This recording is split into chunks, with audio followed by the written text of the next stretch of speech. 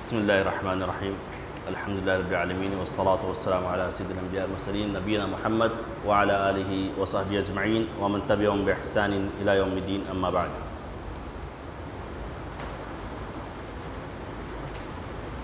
محترم حاضرین، یہ آنے والے 4 دنوں میں انشاءاللہ تعالی ایک اہم حدیث کی شرح، جسے ہم حدیث جبریل کے نام سے جانتے ہیں، یہ حدیث بہت عظیم حدیث ہے۔ اس میں اسلام کے بنیادی ارکان اور اسی طریقے سے ایمان کے اجزاء اور ارکان اور اسی طریقے سے احسان یا دوسرے معنوں میں کہہ لیجئے مراقبہ، یہ ساری چیزیں اس حدیث میں، اسی طریقے سے قیامت کی نشانیاں، یہ ساری چیزیں ایک عظیم حدیث جس میں یہ تذکرہ موجود ہے۔ اس حدیث کے تعلق سے کچھ مختصر سی شرح اور مختصر سی تفصیل، یعنی کہ تفصیل بھی اور مختصر بھی دونوں رہے گا انشاءاللہ تعالی۔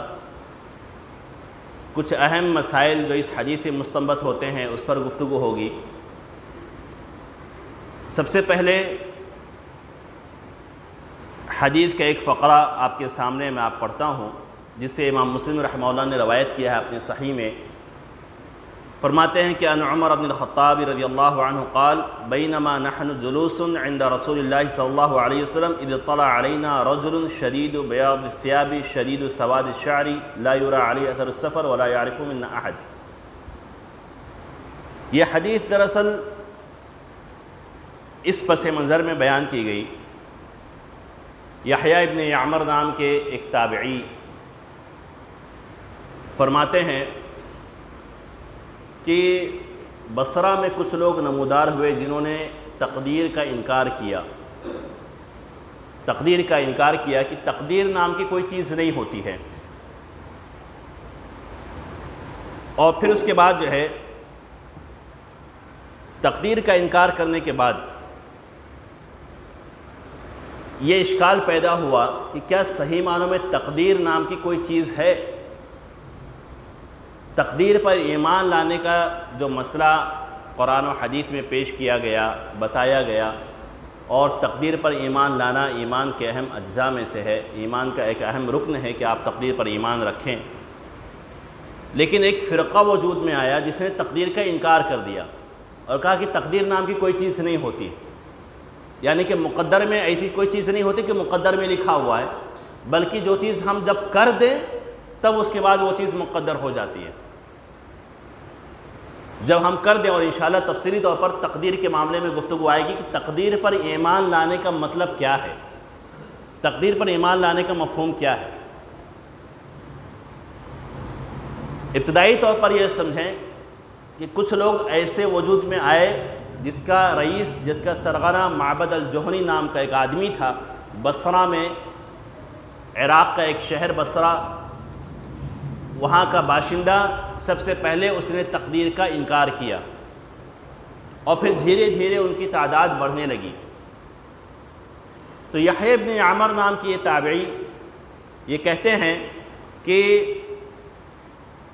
میں اور اسی طریقے سے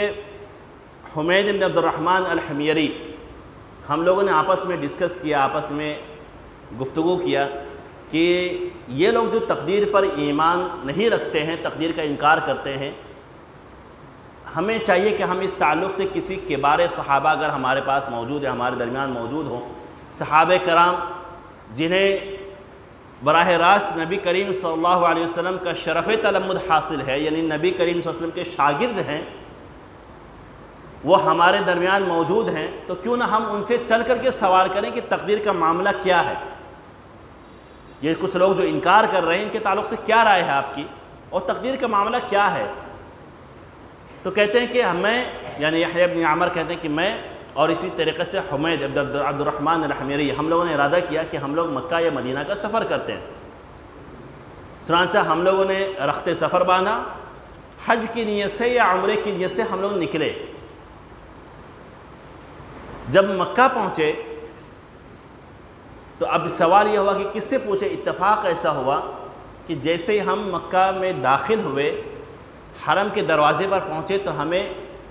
عبداللہ بن عمر بن خطاب جو خلیفہ راشد خلیفہ ثانی عمر بن خطاب رضی اللہ تعالیٰ عنہ کے لڑکے، ان سے ہماری ملاقات ہوئی، یہ بھی کبار صحابہ میں سے ہیں اور علمی اعتبار سے ایک اچھا اعلیٰ مقام رکھتے ہیں، لمبی عمر پائی، بہت سارے ان کے شاگرد ہیں، یعنی ایک بڑی تعداد ہے تابعین کی جنہوں نے ان سے ملاقات کیا اور ان کی شاگردی اختیار کی عبداللہ بن عمر رضی اللہ تعالیٰ عنہ سے۔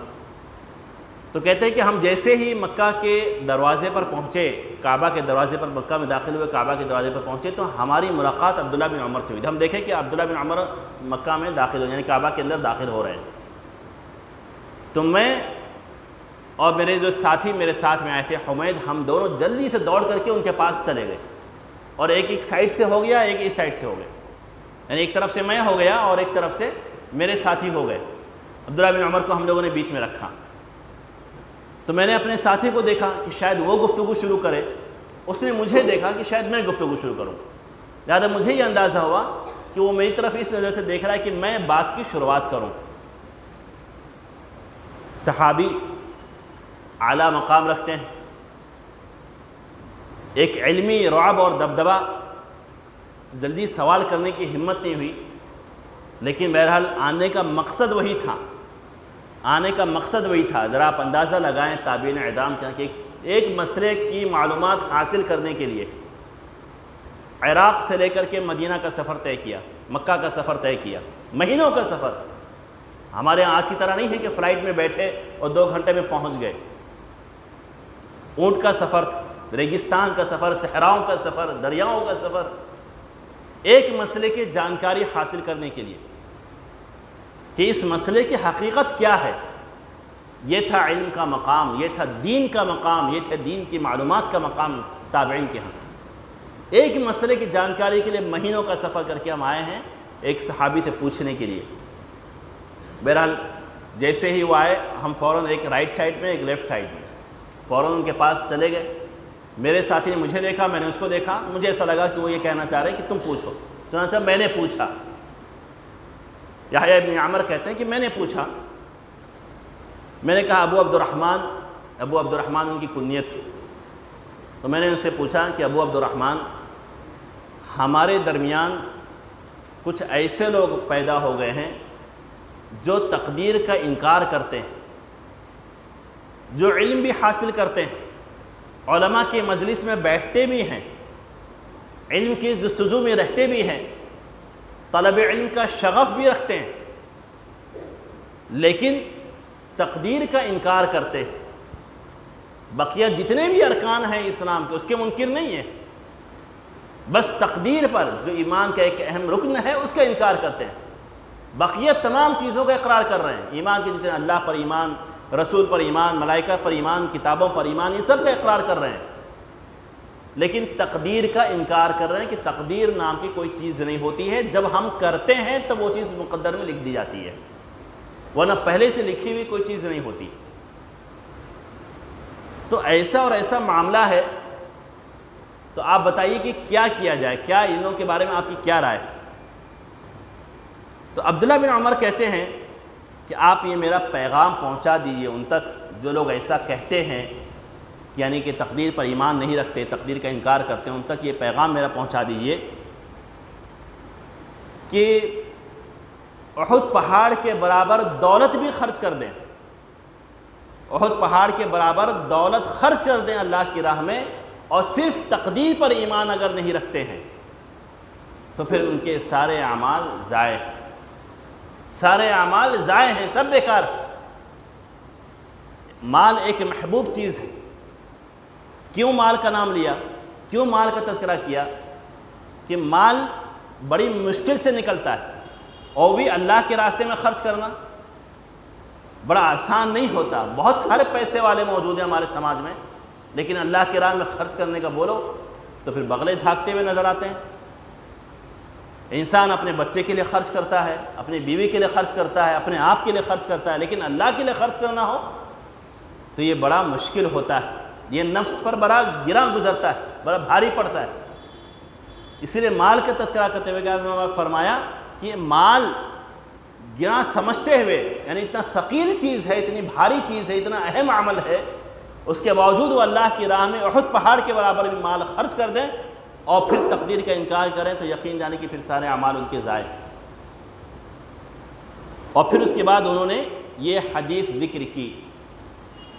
کہ جو تقدیر کی اہمیت کو اجاگر کرتی ہے، لیکن دوسرے بڑے بڑے اہم ارکان بھی ہیں اس میں، اس کی تفصیل انشاءاللہ آگے آئی۔ اور پھر اس کے بعد انہوں نے یہ حدیث بیان کی کہ تقدیر پر اگر انکار کر دیں تو پھر ساری چیزوں کا انکار لازم آتا ہے، پھر کوئی مطلب نہیں رہ جاتا، پھر سارے عمل ضائع، سارے عمل برباد۔ اور اس کی انہوں نے دلیل یہ دی، کہتے ہیں کہ میرے والد نے یعنی عمر بن خطاب رضی اللہ تعالیٰ عنہ نے یہ روایت کیا ہے اس حدیث کو اللہ کے رسول صلی اللہ علیہ وسلم، جس کو ابھی میں نے پڑھا اور جس کی شرح ہم لوگ پڑھیں گے، اور اسی کو حدیث جبریل کہتے ہیں۔ یہ تو ایک بیک گراؤنڈ تھا، ایک پس منظر تھا جو میں نے بیان کیا آپ کے سامنے کہ یہ حدیث کیسے آئی، یہ جو بڑی عظیم حدیث جبریل جو آ رہی ہے یہ کیسے آئی۔ تو یہ بیک گراؤنڈ تھا کہ کچھ لوگ تقدیر کا انکار کر رہے تھے، اور پھر اس کے بعد وہ تابعین کی وہ جماعت، وہ تابعی لوگ آ کر کے اللہ کے رسول صحابی سے پوچھنے کے لیے، دریافت کرنے کے لیے آئے، اور انہوں نے یہ دریافت کیا تو انہوں نے یہ جواب دیتے ہوئے پھر یہ حدیث بیان کی کہ میرے والد عبداللہ بن عمر رضی اللہ تعالیٰ کہتے ہیں کہ میرے والد عمر بن خطاب رضی اللہ تعالیٰ عنہ یہ اللہ کے رسول صلی اللہ علیہ وسلم سے انہوں نے یہ حدیث روایت کی ہے جو حدیث آگے آ رہی۔ اور عمر بن خطاب رضی اللہ تعالیٰ عنہ،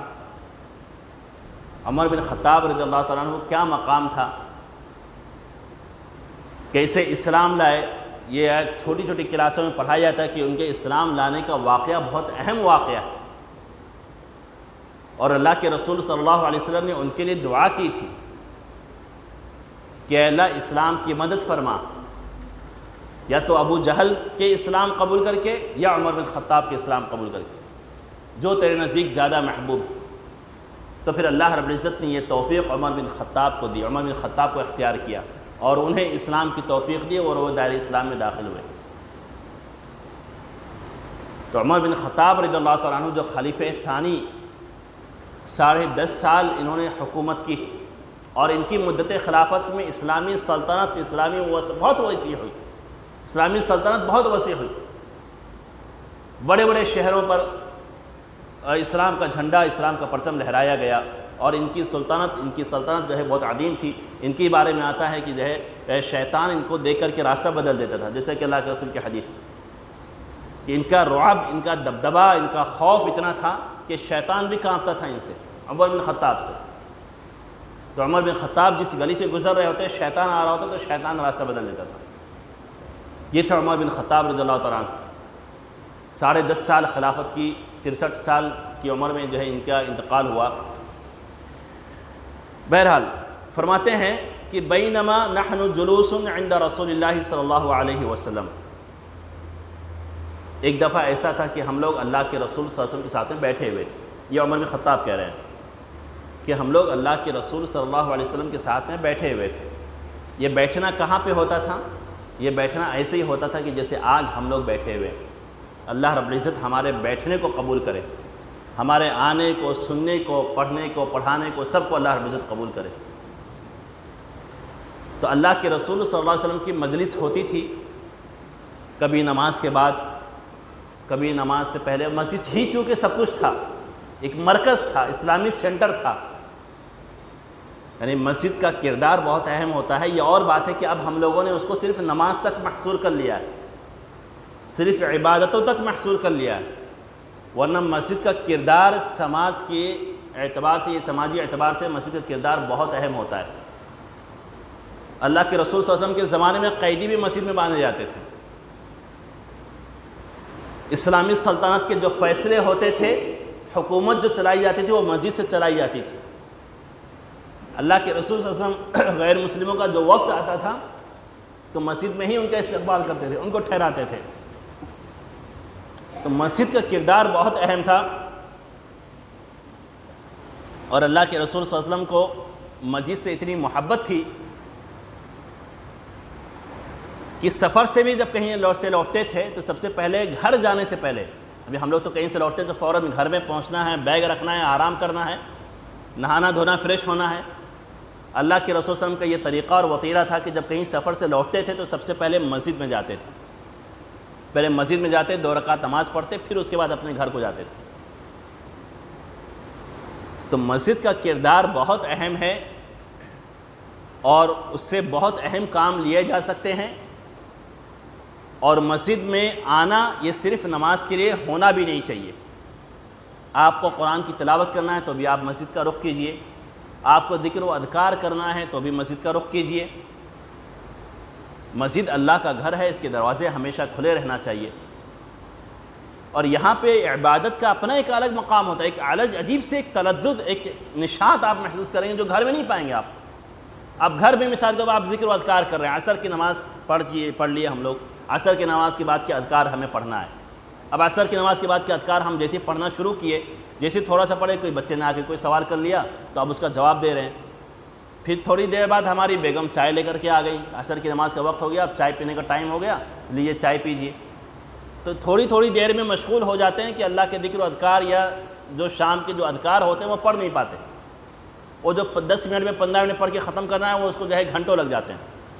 وہی چیز اگر ہم مسجد میں آ کے پڑھ لیا کریں، یا ہم نماز کے بعد بیٹھے ہیں قرآن کی تلاوت کر رہے ہیں، قرآن کی تلاوت ہم مسجد میں کر لیا کریں، 10 منٹ قرآن کی تلاوت کریں، ایک حرف پہ 10 نیکی، اگر 10 منٹ پڑھ لیے تو کتنا نیکی ملے گی؟ تو اس طریقے سے ہم مسجد کو آباد کریں، کہ یہی قرآن کا یہ مفہوم ہے اس آیت کا کہ انما یعمر مساجد اللہ من آمن باللہ والیوم الآخر، کہ مسجد کو وہ لوگ آباد کرتے ہیں جو اللہ پر اور آخرت کے دن پر ایمان لاتے ہیں۔ بہرحال کہنے کا مطلب یہ ہے کہ اللہ کے رسول صلی اللہ علیہ وسلم مجلس میں بیٹھے ہوئے تھے، مسجد میں بیٹھے ہوئے تھے اور مجلس لگی ہوئی تھی، اذ طلع علینا رجل شدید بیاض الثیاب، کہ ایک آدمی آیا، طلع یعنی ہوتا ہے طلوع ہونا، طلوع ہونے کا مطلب یہ ہے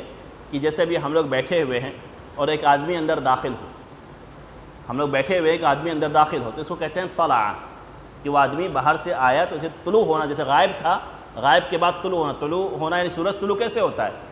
سورج طلوع کیسے ہوتا ہے کہ پہلے اندھیرے میں رہتا ہے، یعنی نہیں دکھائی دیتا، پھر بعد میں طلوع ہوتا ہے یعنی کہ نکلتا ہے۔ تو اسی طریقے سے کوئی آدمی باہر سے نہیں ہے، ہمارے موجود میں نہیں، ہمارے مجلس میں نہیں بیٹھا ہوا ہے، اور باہر سے آ رہا ہے وہ، اب باہر سے جب مسجد میں داخل ہوگا تو اس کو کہیں گے طلع، یہ آدمی اندر داخل ہوا، طلوع ہوا۔ اگر کوئی یہیں بیٹھا ہوا ہے وہ کھڑا ہو گیا تو اس کو طلع نہیں کہیں گے، وقفہ کہیں گے، قامہ کہیں گے۔ باہر سے اگر کوئی جو غائب تھا اور آپ سامنے آیا تو اس کو کہیں گے طلع۔ تو کہہ رہے ہیں کہ طلع علینا رجل شدید بیاض الثیاب، ہم لوگ بیٹھے ہوئے تھے اللہ کے رسول صلی اللہ علیہ وسلم کی مجلس میں، اور یہ مجلس کیوں لگتی تھی کہ صحابہ کرام کی یہ خواہش ہوتی تھی اللہ کے رسول کی مجلس میں بیٹھے رہیں، کوئی علمی بات ہمیں معلوم پڑے گی، کوئی دین کی بات معلوم پڑے گی، کوئی حکم ہمیں معلوم پڑے گا، کوئی نئی بات ہمیں معلوم پڑے گی، تو بیٹھے رہتے تھے اور دین کی باتیں سیکھتے تھے۔ تو کہتے ہیں کہ آدمی آیا، داخل ہوا، اب مجلس میں داخل ہوا، جب اس کے اوصاف گناتے ہوئے کہہ رہے ہیں کہ رجل شدید بیاض الثیاب، ایک آدمی داخل ہوا، سفید کپڑا پہنا ہوا تھا، سفید کپڑا پہنا ہوا بالکل، یعنی کہ کپڑا جو پہن کے داخل ہوا صاف ستھرا سفید کپڑا۔ اور اس حدیث میں سفید کپڑا پہننے کی فضیلت بھی ثابت ہوتی ہے، علماء نے لکھا ہے کہ سفید کپڑا یہ زیادہ محبوب، یہ زیادہ پسندیدہ ہے اسلام کی نگاہ میں، اسی لیے اللہ کے رسول صلی اللہ علیہ وسلم نے مردوں کو سفید کپڑوں میں دفن کرنے کا حکم دیا، سفید کپڑے میں دفن کرو۔ تو سفید کپڑا اور سفید کلر،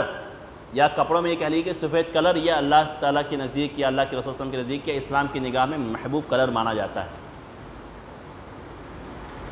کہہ رہے ہیں کہ اذ طلع علینا رجل، یہ آدمی جب داخل ہوا، شدید بیاض الثیاب، کپڑا پہنا ہوا تو سفید بالکل صاف ستھرا کپڑا، اس کے بعد آگے کہہ رہے ہیں شدید سواد الشعر، اور بال جو ہے بالکل کالے، سفید کپڑا بالکل اور بال جو ہے بالکل کالے اس کے۔ یہ آدمی داخل ہوا، اس کے اوصاف گنا رہے ہیں کہ کیسا دکھتا تھا وہ آدمی جو ہماری مجلس میں داخل ہو رہا ہے۔ تو جب داخل ہوا تو اس کے اوصاف گناتے ہوئے کہہ رہے ہیں، 4 وصف بیان کیا اس حدیث میں انہوں نے، 2 وصف جو اس کے ذات سے تعلق رکھتا ہے کہ کیسا دکھتا تھا وہ، اور 2 وصف 2 صفت اس آدمی کی ایسی بیان کی کہ اس کی حالت کیا تھی، جو بھی آگے آ رہا ہے. تو دو صفت جو اس کی ذات سے تعلق رکھتے ہیں کہ کیسا دکھتا تھا. سفید کپڑا پہنا ہوا تھا, بالکل اجلا, بال بالکل کالے, اور پھر اس کے بعد آگے کہہ رہے ہیں کہ لا یرا علیہ اثر السفر ولا یعرف منا احد, کہ اس کے اوپر سفر کا اثر نہیں دکھائی دے رہا تھا. کیا مطلب اس کا کہ سفر کا اثر نہیں دکھائی دے رہا تھا؟ کہہ رہے ہیں کہ سفر کا اثر نہیں دکھائی دے رہا تھا. جب کوئی آدمی باہر سے آتا ہے سفر کر کے, تھکا ہوا رہتا ہے, تو سب سے پہلی چیز کہ کپڑے گندے ہوتے ہیں اس کے. دوسری چیز کہ بال پراگندہ ہوتے ہیں, بال بکھرے ہوئے ہوتے ہیں. اب ظاہر سی بات ہے کوئی راستہ چلتے ہوئے تو کنگھی نہیں کرتا رہتا ہے, بال بکھرے ہوئے رہتے ہیں, دھول مٹی اڑتی رہتی ہے, بال جو ہے پراگندہ رہتے ہیں, بال پہ بھی مٹی اٹی لگی رہتی ہے, دھول مٹی لگی رہتی ہے. اچھا, جس وقت کی یہ کیفیت بیان کی جا رہی ہے, ایسا تو تھا نہیں کہ اسی کا سفر تھا کہ بال بالکل جیسا سیٹ کر کے گاڑی سے گھر سے نکلے, گاڑی میں بیٹھ گئے, پھر اس کے بعد جہاں پہنچنا ہے بالکل گاڑی وہاں پہ کھولے تو بالکل اے سی سے نکل کے پھر اے سی میں داخل ہو گئے, تو بال بالکل اڑے نہیں, ہلے نہیں. ایسا نہیں تھا, ریگستان تھا, صحرا تھا. اب آدمی باہر سے سفر کر کے آ رہا ہے, اونٹ کی سواری کر کے آ رہا ہے, تو ظاہر ہی بات ہے بال پراگندہ ہونا چاہیے, کپڑے اس کے گندے ہونا چاہیے, لیکن یہ تو معاملہ الٹا لگ رہا ہے اس کا. تو کہہ رہے ہیں لا یرا علیہ اثر السفر, سفر کا اثر نہیں دکھائی دے رہا تھا اس کے اوپر. یہ جو حالت جو میں نے کہا نا کہ دو حالت بیان کی, دو صفت بیان کی جو اس کی حالت کو بیان کرتا ہے. تو پہلی چیز کہ جو ہے سفر کا اثر نہیں دکھائی دے رہا تھا. دوسری چیز کہ لا یعرفہ منا احد, ہم میں سے کوئی اس کو جانتا نہیں تھا. یہ عمر بن خطاب کہہ رہے ہیں, عمر بن خطاب رضی اللہ تعالیٰ عنہ کہہ رہے ہیں کہ ہم میں سے کوئی اس کو جانتا اور پہچانتا نہیں تھا. ان کو کیسے معلوم کہ کوئی جانتا نہیں اس مجلس میں بیٹھا ہوا؟ یعنی آپ کیسے پہچانیں گے؟ کوئی آدمی باہر سے آئے گا اور مجلس میں بیٹھے گا, آپ نہیں پہچانتے ہیں, یہ تو آپ جانتے ہیں کہ میں نہیں پہچانتا ہوں, لیکن باقی مجلس والے نہیں جانتے اس آدمی کو, یہ کیسے معلوم ہوگا؟ کوئی بتائے آپ میں سے کہ عمر بن خطاب کو یہ کیسے معلوم ہوا کہ اس مجلس میں جتنے لوگ بیٹھے ہیں کوئی اس کو جانتا نہیں؟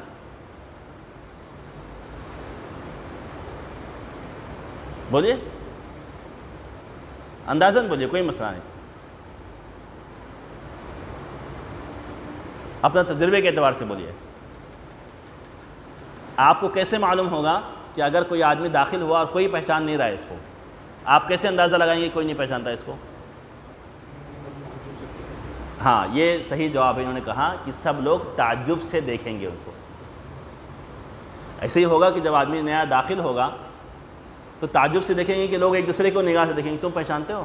تو منہ سے تو نہیں سوال کرے گا, آنکھ سے اشارہ کرے گا یا چہرے سے دکھائی دے گا کہ ہاں کوئی نہیں جانتا, ورنہ بات تو نہیں ہوئی, ابھی بات کا سلسلہ تو شروع نہیں ہوا. لیکن عمر بن خطاب رضی اللہ تعالیٰ عنہ نے یہ کہا کہ ہم میں سے کوئی جانتا نہیں تھا اس کو, تو اپنے بارے میں تو بتایا اور کہا کہ باقی لوگ جتنے تھے وہ لوگ اس کو ایسی نگاہ سے دیکھ رہے تھے کہ یہ اندازہ ہو گیا مجھے کہ کوئی ان کو پہچانتا نہیں اس آدمی کو. بہرحال اس کے بعد آگے کہہ رہے ہیں کہ یہ آدمی جب آیا جس کی یہ 4 صفتیں اس کی بیان کی, یہ آدمی جب آ کے داخل ہوا, کہہ رہے ہیں آگے بڑھا حتیٰ جلس الی النبی صلی اللہ علیہ وسلم, کہ یہ آدمی قریب آیا, اللہ کے رسول صلی اللہ علیہ وسلم کے پاس یہ آدمی بیٹھ گیا. اب مجلس میں آنے کا طریقہ کیا ہے کہ جب آدمی باہر سے داخل ہو, مجلس بیٹھی ہوئی, تو پہلے آئے تو پہلے سلام کرے کہ السلام علیکم ورحمۃ اللہ وبرکاتہ, یہ طریقہ ہونا چاہیے. اب یہ آدمی آیا, اجنبی آدمی, اور آ کر کے نہ سلام نہ دعا کچھ نہیں, بس آ کر کے سیدھے اللہ کے رسول کے پاس بیٹھ گیا سب کو پھلانگتے ہوئے. تو سلام کیا کہ نہیں کیا؟ بعض روایتوں میں آتا ہے, امام نسائی رحمہ اللہ کے ہاں ایک روایت آتی ہے کہ انہوں نے سلام کیا تھا. یعنی ہر روایت میں بسا اوقات فرق ہوتا ہے, کسی روایت میں کوئی چیز ہوتی, کسی روایت میں کوئی چیز ہوتی ہے. امام نسائی کی ایک روایت آتی ہے تو اس سے علماء نے کہا کہ اس کو سامنے رکھتے ہوئے کہ انہوں نے سلام کیا, یہ آدمی جو داخل ہوا مجلس میں اس نے سلام کیا. بعض علماء کہتے ہیں کہ نہیں, سلام نہیں کیا تھا, بلکہ وہ آیا اور سیدھے بیٹھ گیا. مقصد کیا تھا؟ مقصد یہ تھا کہ جب مجلس میں کوئی پڑھا لکھا آدمی داخل ہوگا, جس کو کلچر کا پتہ ہوگا, تہذیب کا پتہ ہوگا, مجلس کے آداب کا پتہ ہوگا, تو وہ سلام کرے گا. لیکن جو جاہل ہوگا، دیہاتی ہوگا، اکھڑ گاؤں کا ہوگا، علم سے دور ہوگا، کلچر سے دور ہوگا، تہذیب سے دور ہوگا، اس آدمی کو کیا معلوم کہ مجلس میں جا کے مجھے کیسے بیٹھنا ہے؟ ورنہ مجلس کے آداب میں سے یہ ہے کہ سب سے پہلے سلام کرے، پھر اس کے بعد آداب میں سے یہ ہے کہ وہ جہاں جگہ ملے وہاں بیٹھے۔ یہ آدمی آیا سیدھے سیدھے اللہ کے رسول کے پاس جا کے بیٹھ گیا، تو اب سلام کیا کہ نہیں کیا؟ تو بعض علماء کہتے ہیں کہ بعض روایتوں میں آتا ہے کہ نہیں سلام کیا تھا انہوں نے، اور بعض روایتوں میں آتا ہے کہ سلام نہیں کیا۔ بہرحال اللہ عالم صحیح کیا ہے اس میں۔ ایک چیز، دوسری چیز آگے انہوں نے کہا کہ جب وہ آدمی بیٹھا آ کر کے اللہ کے رسول صلی اللہ علیہ وسلم کے پاس، فَأَسْنَدَ رُكْبَتَيْهِ إِلَىٰ رُكْبَتَيْهِ، آ کر کے اللہ کے رسول کے قریب بیٹھ گیا بالکل وہ آدمی، اور پھر اس کے بعد اپنا گھٹنا اللہ کے رسول کے گھٹنے سے ملایا۔ جیسے کہ ہم لوگ نماز میں بیٹھتے ہیں، جب رکوع سے اٹھتے ہیں، یہ رکوع سے اٹھنے کے بعد جب سجدے میں ہم لوگ جب جاتے ہیں، تو سجدے میں جانے کے بعد جب پہلا سجدہ کرتے ہیں تو سجدے سے جب اٹھتے ہیں تو ہم لوگ کس انداز میں بیٹھتے ہیں کہ ہمارا گھٹنا سامنے ہوتا ہے، ہمارا ہاتھ گھٹنے پہ ہوتا ہے، اور جو ہے ہم لوگ بالکل جو ہے جیسے ایک طالب علم جیسے بیٹھتا ہے، طالب علم جیسے جس طریقے سے بیٹھتے ہیں، یہ آسان سی مثالیں زیادہ سمجھ میں آئے گی کہ جب حافظ جی کو سنانا ہوتا ہے یا بیٹھنا ہوتا ہے تو ہم کیسے بیٹھتے ہیں، تو اس طریقے سے یہ آدمی باہر سے آیا، مجلس پر سلام کیا یا نہیں کیا اللہ بہتر جانے، اور پھلانگتے ہوئے آ کر کے اللہ کے رسول کے پاس بیٹھ گیا۔ اچھا، بیٹھنے کا طریقہ کیا تھا؟ بیٹھنے کا طریقہ ایسا تھا کہ جیسے کوئی شاگرد اپنے استاد کے پاس آ کے بیٹھتا ہے، دو زانو ہو کر کے، یعنی دو زانو ہو کر کے اللہ کے رسول کی بیٹھے ہوئے تھے، اپنا گھٹنا لے جا کر کے اللہ کے رسول کے گھٹنے سے قریب کر دیا، بالکل بالکل ٹچ کر دیا۔ بعض روایتوں میں آتا ہے کہ اللہ کے رسول سے تھوڑا دور بیٹھا تھا اور پھر پوچھا اس نے، اے محمد میں تھوڑا سا قریب ہو جاؤں؟ تو اللہ کے رسول کہتے ہیں کہ ہاں قریب آ جاؤ۔ پھر سوال کیا، اے محمد قریب ہو جاؤں؟ اچھا، بعض روایت میں آتا ہے کہ یا محمد کہا، اور بعض روایتوں میں آتا ہے کہ یا رسول اللہ کہا، کہ اس نے کہا کہ اللہ کے رسول میں قریب ہو جاؤں، اور بعض روایتوں میں آتا ہے کہ یا محمد ادنو، یعنی ادنو منک، یعنی میں تم سے قریب ہو جاؤں تھوڑا سا۔ تو اللہ کے رسول کہتے ہیں ادنو، ہاں ہاں قریب ہو جاؤ، قریب ہو جاؤ۔ پھر سوال کیا، پھر سوال کیا، پھر سوال کی، 3-4 مرتبہ سوال کیا۔ اللہ کے رسول نے بار بار اس کو اجازت دی کہ ہاں وہ قریب ہو جائے، یہاں تک کہ ایک دم قریب ہو گیا، ایک دم قریب ہو کر کے اللہ کے رسول کے پاس بیٹھ گیا۔ اب اس کے بعد آگے کہہ رہے ہیں کہ فَأَسْنَدَ رُكْبَتَيْهِ إِلَىٰ رُكْبَتَيْهِ وَوَضَعَ كَفَّيْهِ عَلَىٰ فَخِذَيْهِ، اور پھر جیسے بیٹھا گھٹنے کے بل تو اپنی ہتھیلی کو اپنے ران پہ رکھا، جس طریقے سے ہم لوگ نماز میں بیٹھتے ہیں، جب تورک کرتے نہیں، جب دوسری رکعت میں تشہد کے وقت جب ہم لوگ بیٹھتے ہیں تو اپنی ہتھیلی کو اپنے ران پہ رکھا۔ بعض علماء کہتے ہیں کہ اپنی ہتھیلی کو اللہ کے رسول کی ران پہ رکھا، علی فخذیہ، جو کا لفظ استعمال کیا گیا ہے کہ ووضع کفیہ، اپنے ہتھیلی کو رکھا کہاں؟ علی فخذیہ، اپنے ران پر۔ تو ہوا کی ضمیر کہاں لوٹتی ہے؟ اپنے ران پر ہاتھ رکھا کہ اللہ کے رسول کی ران پر ہاتھ رکھا؟ تو علماء کہتے ہیں کہ نہیں، زیادہ راجح یہی لگتا ہے کہ آدمی اپنی ران پر ہاتھ رکھے گا جب بیٹھتا ہے ایک شاگرد کی طرح۔ ظاہر بات ہے آپ جا کر کے جب اپنے استاذ کے سامنے بیٹھیں گے، شرف تلمذ، زانو تلمذ جس کو کہتے ہیں،